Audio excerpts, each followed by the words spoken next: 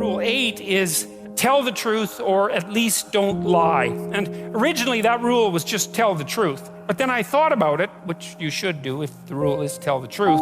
I thought, no, you better be careful about putting forward a rule like that, because to tell the truth implies that you know the truth.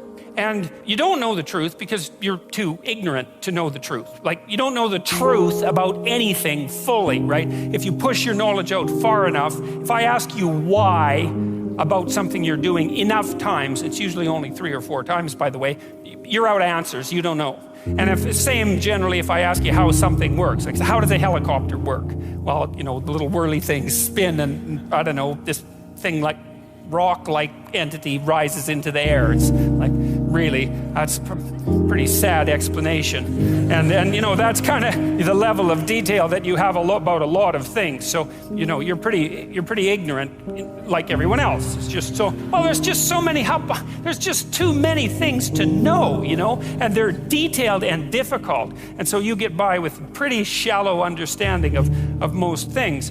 And so you can't really tell the truth, but I think you can not lie, you know, and that's not even the same as not being wrong, because of course you're also going to be wrong, and you're going to have stupid theories too, and they're not even necessarily lies. A lie is when you know that what you're saying is not true and you say it anyways. That's a lie, and it's a lie that you've decided yourself on the basis of your own knowledge. That's a lie. You've decided that. That's your own moral judgment. And so I rewrote the rule to suggest that it's not a good idea to say things that you know not to be true. And I would say, by the way, as a practical issue, it's also a worse idea to write things that you don't think are true. Because, you know, your mind is organized at the highest level of abstraction in language.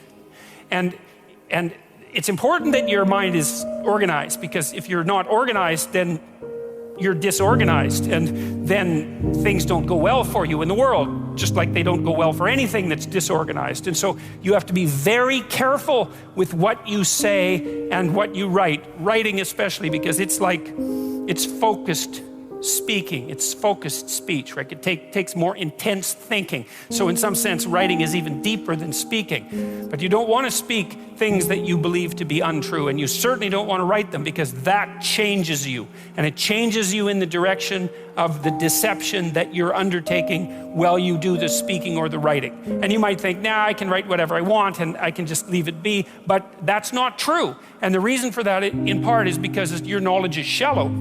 And so if you take rather shallow knowledge and then you write something detailed that's false, you end up convincing yourself in all sorts of ways that you don't even notice that what you wrote that was a lie was true. And then you're stuck with that. And it's not stuck with it psychologically exactly, although it's also that. It's stuck with it neurologically, because when you learn things and you make new connections, you change the structure of your brain. And then that's that. I mean, you know, it's plastic to some degree, but you're messing around with your psychophysiology, and that's a bad idea. And you know it's a bad idea because you kind of know, like everybody knows, that if you want to get through the world, if you want to get from point A to point B, if you want to get to wherever you're going, it'd be good to have a map. And it'd probably be good to have a map that isn't full of holes and errors, because otherwise you're not gonna get to where you're going. You might not even know where you are to begin with.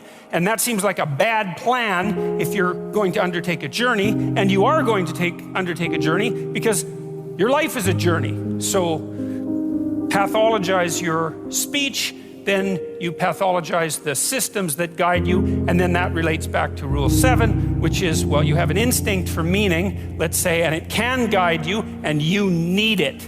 And then if you pathologize it by introducing material that you know to be untrue, then you distort and warp and pathologize the very structure, the very feeling that you need to place yourself firmly in the world. And then you can't rely on yourself. And this is a very bad idea, because you need to rely on yourself. especially in situations of crisis, when you have difficult decisions to make. And it's like, well, it's not obvious whether I should go right or whether I should go left, right? Because there's a lot riding on both decisions. And so you're sweating it out. Or maybe you have 3 or 4 decisions to make at the same time. It's like you can talk to your friends and all that, but you're the guy in the final analysis, man. It comes down to you. And if you can't trust yourself because you filled yourself up with nonsense, then you'll make the wrong decision. And then, hey, maybe you'll pay for it for the rest of your life. And maybe you'll deserve to as well. And so it's very, you hear now and then at university students say, undergraduates, they say, well, I just write what the professor wants to hear and then I get a good grade. It's like, first of all, most professors aren't that corrupt. There are corrupt professors, but most of them are not that corrupt. You have to be pretty damn corrupt before you go that far, before a student will hand you something that's well crafted and well thought through, and you'll actually punish them for it. You've gone way off the malevolent end of the academic spectrum when you do that. Now, maybe you're a bit biased and you'll give them a B+ instead of an A, and it's not like that's particularly forgivable, but it's not a catastrophe. So I think it's a bit cynical on the part of the undergraduates, usually. But more importantly, it's like, what are you going to do? You're going to do your whole 4-year degree and all you're going to do is write what you think your professors want to hear, and you think you're going to come out educated? You think you're going to come out the person you were when you went in? It's like, no, you're not, because you've rewritten a different self and you've practiced deceit with regards to your highest moral faculty, right? Your capacity for articulated speech. You've practiced that for 4 years. And so then definitely when you come out, you're way worse than you were when you went in. And that's not education. That's the antithesis of education. Better not to be there. Better to lay bricks, right? And I have nothing, by the way, against bricklayers.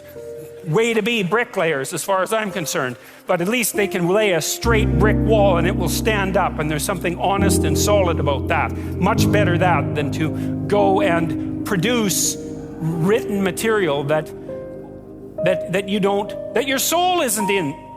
That's what the damn education system is for, insofar as it's not, there to train you professionally. It's to develop you psychologically and spiritually and to turn you into a citizen, into a competent human being. You compromise that because of expediency, an excuse usually. It's a very bad idea. I would highly recommend against never doing it. And I would say the same thing at work, whenever. It's very psychologically dangerous to say things you know not to be true. So, and in part it is because it warps that instinct for meaning.